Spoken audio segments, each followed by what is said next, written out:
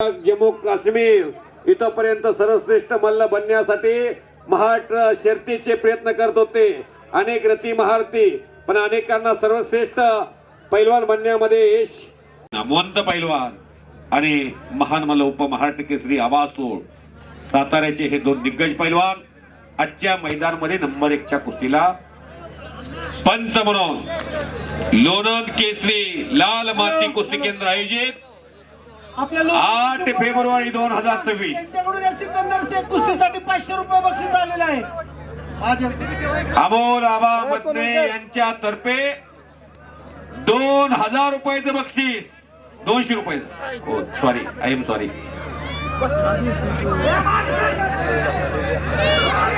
जिजा hotel Lonand Khandala road Chetan Dhaygude यांच्याकडून 500 रुपयाचं बक्षीस. बरोबर का?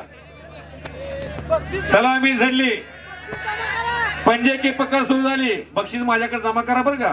कुस्ती झाल्यानंतर परत प्रेक्षक संपूर्ण सिकंदर सोबत फोटो काढायला आतमध्ये जात. परत सिकंदर काय माझ्याकडून हिशोब घेत नाही, पण गरीबाचा पोरगा श्रीमंत झाला. केसरी ताकदीला जास्त आहे, पण चप्पल चित्त्याच्या गतीनं कुस्ती खेळणारा गेली 9 वर्ष झालं महाराष्ट्रात आणि देशात ज्या पैलवानानं धुमाकूळ घातला, ज्याचा फॉर्म हिंदुस्थान मध्ये थांबवण्याचा अनेक जण प्रयत्न करतात.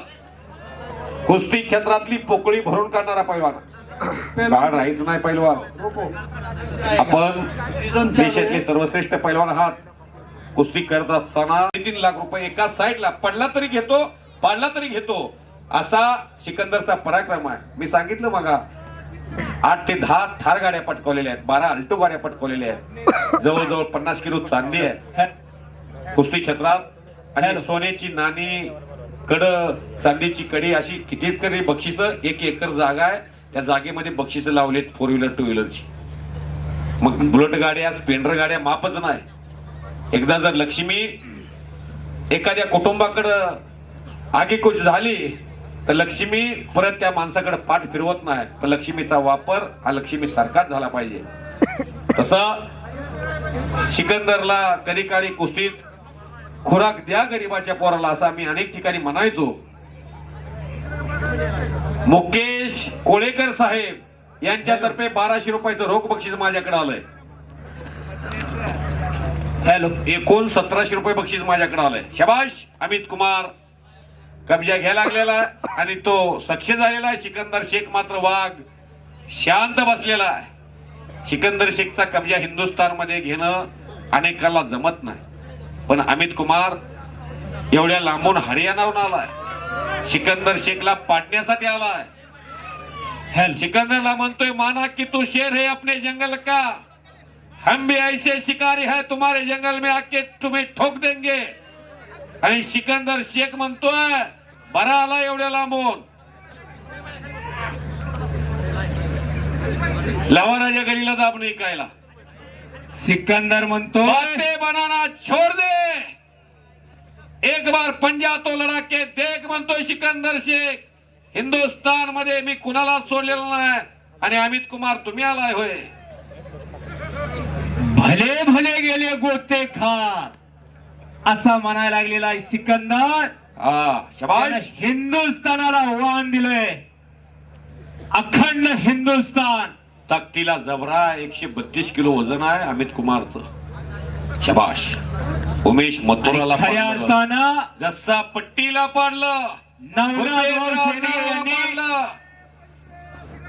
देशामध्ये महाबली सतपाल नावाचं वादळ आलं होतं 1977 ला.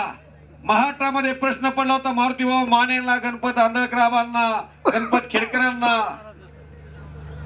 आणि त्या तत्कालीन काळामध्ये सर्वांनी एका ठिकाणी येऊन बिराजर मामा सारख्या एका कर्तबगार युग पुरुषाच्या पुढं प्रश्न टाकला, या महाबली सतपालला थांबवायचं असेल तर तुम्हाला फुल तयारी करून उतरावं लागल. बेगा मुक्कामी चारी मुंड्या चित केलं बिराजर मामाने. तो पराभव त्या महाबली सतपाल, आज महाबली सतपाल हयात आहेत. एखाद्याचा पराजय सांगितला आम्हावरती अनेक ठिकाणी जात असताना, आमचा पराजय का सांगता तुम्ही, असे अनेक जणांच्या मनाला वेदना होतात. पण पराजय सांगितला तरच तुमची कुस्ती क्षेत्रातली क्रेज वाढेल. महाबली सतपाल कधी म्हणले नाहीत आम्हाला. कुस्ती अमोल आबा. नाही. महाबली सतपालांचा कधी फोन आला नाही बिरादार मामानं सारखंच पाडलं म्हणून का सांगता तुम्ही? महाबली सतपाल भारताचं नेतृत्व ऑलिम्पिकला केलेला पैलवान आहे. एखाद्याचा पराजय सांगितला की म्हणजे अंगाला आग्या माहोळ चावल्यासारखं होतंय. पण कुस्ती क्षेत्रातले पराजय सुद्धा तुम्हाला मोठे करतात.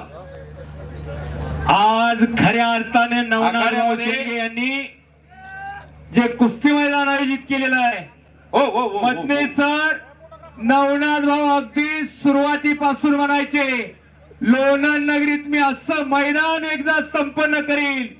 महाराष्ट्र